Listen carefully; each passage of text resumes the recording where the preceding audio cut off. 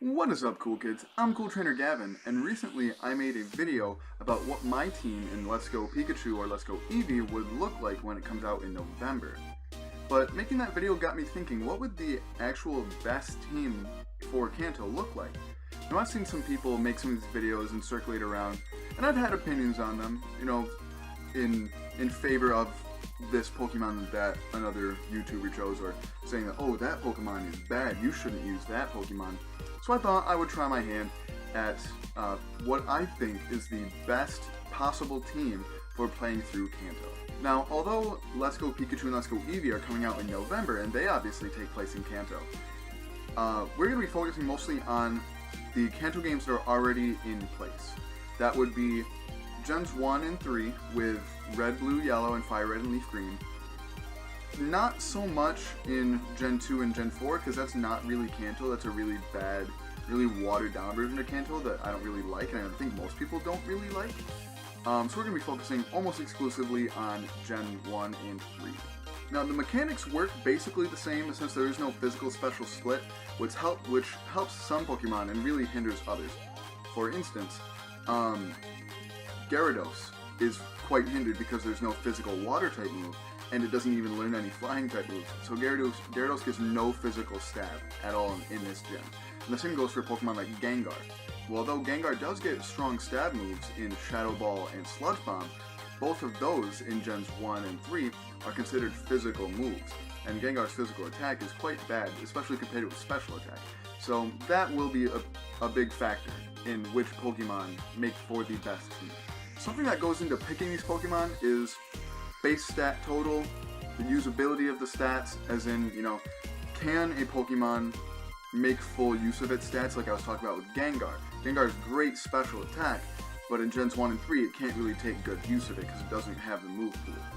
So that, along with how early you get it in the game, and also relatively where you get it in the game. So if you get a really strong grass type, but you get it right before Koga's gym, it's not going to be very useful to you. Whereas if you get a strong fire type right before Erika's gym, that's going to be much more useful. Firstly, we need to look at the starters. And while none of the starters in Gen 1 make for a bad playthrough of the game, it's not like Gen 6 with Delphox. But anywho, none of them are bad. Some of them make life easier than others. Squirtle makes life a lot easier for Brock. Bulbasaur makes life a lot easier for Brock and Misty, and Charmander evolves into Charizard, and Charizard is probably the best of the final evolutions, in my opinion.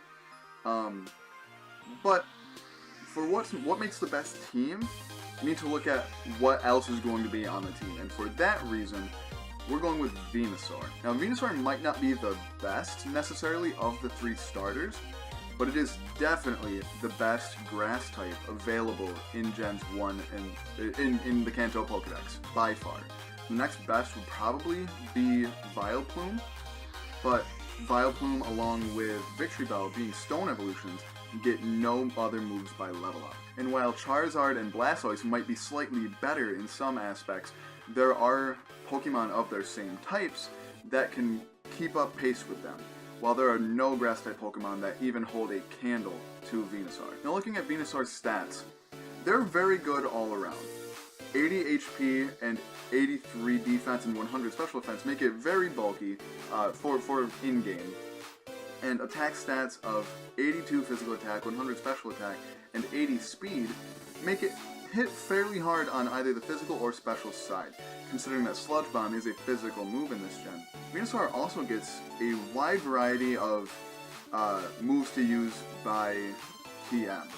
So it gets access to Earthquake, it gets a lot of coverage support in Leech Seed, Poison Powder, and Sleep Powder, and can even boost if you really need it to with Growth. So these factors combined, along with the fact that no other grass type is even close to Venusaur's power and bulk, and just all-around utility, mean that we're going to be starting with Venusaur as opposed to Charizard and Blastoise. Next up is Nidoking. While having two poison types on the team might not seem like the best idea, there are not many Pokemon that use psychic type moves. Alakazam is really the only one that's super viable, maybe Slowbro as well. But Venusaur can very easily take a Slowbro's attack and hit back with super effective coverage, or super effective stab, That is the only shared weakness that they have together, because Venusaur is not weak to ground like Nidoking is. They're both weak to ice, but we cover that later. But looking at Nidoking's stats, they are very good all around, just like Venusaur's. Probably the best thing about Nidoking is how early it is available. You can catch a male Nidoran on the second route that you can go on in the game, and then you can evolve it almost immediately after the first gym.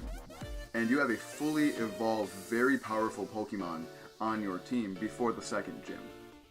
I recommend waiting until after the second gym, because then it will not be weak to Misty's Water-type Pokemon. And if you have it as a Nidoking before Lieutenant Surge, you can easily sweep through his gym.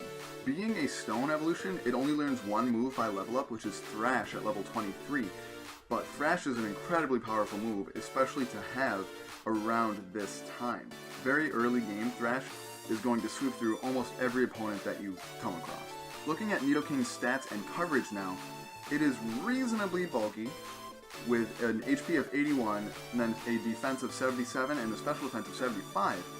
But where it really shines is its offense. 92 attack stat, 85 special attack, and 85 speed.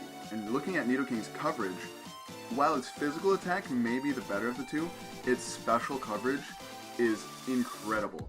It gets access to Water Pulse, Ice Beam, Blizzard, Thunder, Thunderbolt, as well as Shockwave, Flamethrower. Basically, any kind of special coverage you want, Nidoking has it. As well as getting access to good stab in Earthquake and Sludge Bomb. So based purely on how early it's available, as well as its reasonably strong power and excellent coverage, make Nidoking a must-have in Gen 1. Next up, Gyarados. Gyarados is easily one of the strongest Gen 1 Pokemon. And while earlier I did mention that Gyarados gets no physical stab moves to take advantage of its much better physical attack, that does not mean that Gyarados isn't a weak Pokemon by any means. Now, some people may not know this, but you can actually get a Magikarp in the Pokemon Center before you go into Mountain Moon. Usually, you can have a Gyarados by the time you come out of Mountain Moon, because there are so many trainers that you can just switch train up against, and then you have one of the strongest Pokemon in the game going into the second gym. Its moveset does leave some things to be desired, especially in Gen 3, because it learns Bite when it evolves, but in Gen 3, Bite is a Dark-type move, which is considered special. In Gen 1, it is a normal-type move and is physical, so that Bite can carry you through a lot of the game based off of Gyarados' sheer physical power. Other than that, the only physical move that it learns by level up is Hyper Beam at level 55, which is a long time to wait for not one of the best moves. However, like Nidoking, Gyarados has access to a very large amount of coverage moves by TMs. Moves like Thunder, Earthquake, Flamethrower, Secret Power, as well as Surf and Strength. All of these moves give Gyarados a good amount of utility on your team. And while its special attack does leave some things to be desired, a Thunder from a Gyarados is still going to do a fairly large amount of damage. Now looking at Gyarados' stats, it is fairly bulky.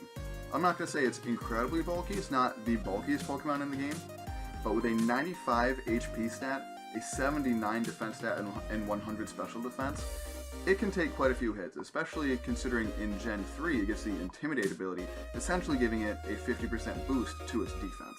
Looking at Gyarados' offensive stats, its attack stat is going to be by far the highest on the team, at 125. Even non-stab hits are going to do substantial damage, considering they're going to be coming off of moves such as Earthquake and Strength that are pretty high base power. Like I said, its special attack is a little bit lacking at 60, but when you're firing off high base power moves such as Thunder and Fire Blast, they're going to do a sizable amount of damage nonetheless. And then at base 81 speed, it's not the fastest Pokemon, but it'll outspeed most other Pokemon, especially when it has the right EVs throughout a Let's Play. Being a water flying type, Gyarados only has two weaknesses, a 4x weakness to electric and a 2x weakness to rock.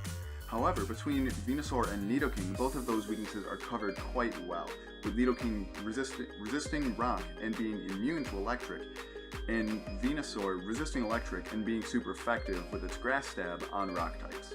Even though Gyarados is a water flying type, it does not get any flying type stab, like I said earlier. Unfortunately, that includes the move Fly, which is essential for getting around the Kanto region in Gens 1 and 3. this is where our next Pokemon comes in, Dodrio.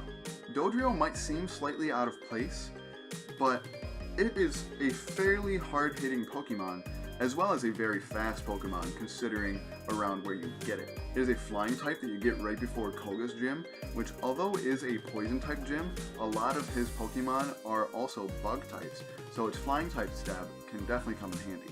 While Dodrio's coverage leaves a lot to be desired, its stats really help out for what it does, being a fast physical attacker. With an HP stat of 60, a defense stat of 70, and a special defense stat of 60 again, it is not going to take many hits, especially super effective ones. But that's not what Dodrio is for. Dodrio is to be fast and hit things very hard, which it does a very good job of. With an attack stat of 110 and a speed stat of 100, it's going to outspeed most things, and as long as it doesn't resist its stab, it's going to be doing a very large amount of damage to whatever its target is. It only has a special attack stat of 60, but considering it gets almost no special coverage outside of a couple dark type moves, that's not really important. However, being that Dodrio's coverage is slightly lacking, being pretty much limited to Fly, Tri-Attack, and then maybe something like Steel Wing, it may not be the most valuable member on the team, so it's probably easily the most replaceable. And I would recommend replacing it with another flying type. Probably the best one to choose would probably be Zapdos, once you get access to Surf, which either Gyarados or Nidoking can learn. Going to the power plant and then getting Zapdos, which when you catch it will be level 50. So it is a very solid replacement for Dodrio once you get to that point in the game. However, now that we have Dodrio on the team, that means that we have 3 Pokemon that are weak to Ice. That's something that we need to fix. So next we need something that resists Ice and can help us out against the few Ice types that are in Gen 1. To be perfectly honest, there really isn't a great deal of Ice types in Gen 1. There's only Dugong, Cloyster, Lapras, Jinx, and Articuno. Nobody's going to have an Articuno on their team, and all of them except for Jinx are also water types, which mean that they are not weak to fire. So that means that having a fire type isn't going to be as useful as it otherwise could be. However, my OCD is just not going to let me not put a fire type on this team, so for something that fits the rest of the team, my best pick would be Ninetails. Now, I think you could easily also slide Arcanine into this spot, but I think Ninetails overall fits better because it has a much better support move pool, learning both Confuse Ray and Will-O-Wisp by level up as a Vulpix. Now this depends which game you are playing. In Gen 3, you can catch Wild Vulpix in Leaf Green and Wild Growlithe in Fire Red. And you are able to catch them right before the Grass-type gym, so when you catch them, they are of immediate use to your team. Much like Nidoking, however, once you do evolve it into a Ninetales from a Vulpix with a Firestone, it only learns one move, which is Fire Spin level 45 in Gen 3. That is not very useful, so I recommend keeping it as a Vulpix until at least level 29 when it learns Flamethrower. Ninetales, again, does not have the best coverage possible. However, looking at its stats, it's not meant to be a Pokemon that hits incredibly hard. It is mostly a support Pokemon, in my opinion, with having access to the moves like I said, Confuse Ray and Will-O-Wisp. So on top of those 2 moves, you pretty much only need maybe Flamethrower and Fire Blast. If you need more power for a turn, you can click Fire Blast, but if you want the 100% accurate move, you can click Flamethrower instead. Now, actually looking at its stats, neither of its offensive stats are all that impressive, with 76 attack and 81 special attack. Its speed is also pretty decent. It is high enough to outspeed most threats, but not super high as to outspeed any super frail offensive Pokemon such as Gengar.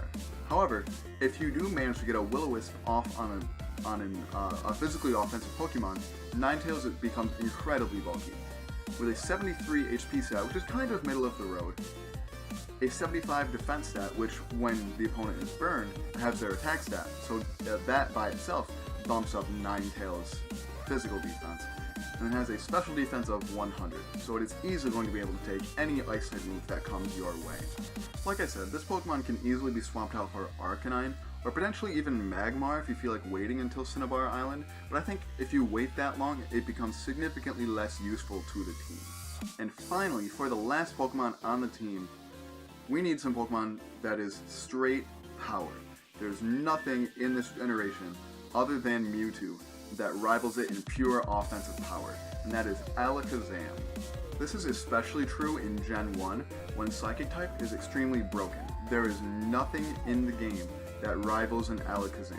Nothing, not even most other Psychic types can take 2 Psychics from an Alakazam at equal level. Alakazam's coverage is also very, very bad, but once again, especially in Generation 1, there's nothing. There are not even any Dark types or Steel types in the game to resist Psychic. The only type in the game in Gen 1 that resists Psychic is Psychic. Alakazam also gets some pretty decent support moves by level up, including Reflect, as well as being able to set up with Calm Mind. And unlike Stone evolutions like Nidoking and Ninetails, once you evolve Alakazam, it learns moves at the exact same level that Kadabra does. Now, unlike Pokemon like Venusaur and Nidoking that are relatively well-rounded with all of their stats, Alakazam absolutely is not. Alakazam is all straight power and speed, with a 55 HP stat, 45 defense stat, and pretty decent 85 special defense. It is not taking many hits, even resisted ones, with that measly base 55 HP. Its attack stat is only 50, but that doesn't really bother it because it gets no physical moves by level up, and gets very, very few even by TM. But you would not even want to teach it any physical TMs because they're much better used on other Pokemon. With a 135 special attack stat, there is only one other Pokemon in Generation 1 that has a higher stat at all, and that is Mewtwo with its 154, I believe, special attack. And also with 120 speed, you're going to outspeed everything in the game short of an Electrode. And Psychic type has been significantly nerfed over the generation with the buff of Psychic and Ghost types throughout the years. However, back in Gens 1 and 3, Psychic type was absolutely broken, as there were no Dark types. Even though in Gen 3 Dark type was introduced, there were no Dark types in the Gen 1 Pokedex. So if you're playing through Fire Red and Leaf Green, you can fire off Psychics without having to worry about anything switching in on them. So those are the 6 Pokemon that I think make the best team when playing through Kanto in either Generation 1 or Generation 3. Like I said, there's a little bit of wiggle room. Once you get to a certain point, you probably should swap out Dodrio for Zapdos, potentially even Moltres if you are that worried about Ice types with the rest of the team. But personally, I think that team by itself makes a very good, very well-rounded team with some special attackers, some physical attackers, as well as some Pokemon just that are able to take hits like Venusaur and Gyarados. So let me know what you guys think. What do you think is the optimal team for playing through Gen 1? Am I crazy for picking Venusaur because Charizard's a dragon, Charizard's the best starter ever, but I don't know. Let me know down below. Thank you very much for watching. If you enjoyed this video as much as I did, please, please, please like and or subscribe. Follow me on Twitter and Twitch at CoolTrainerGav. And until next time, smile later.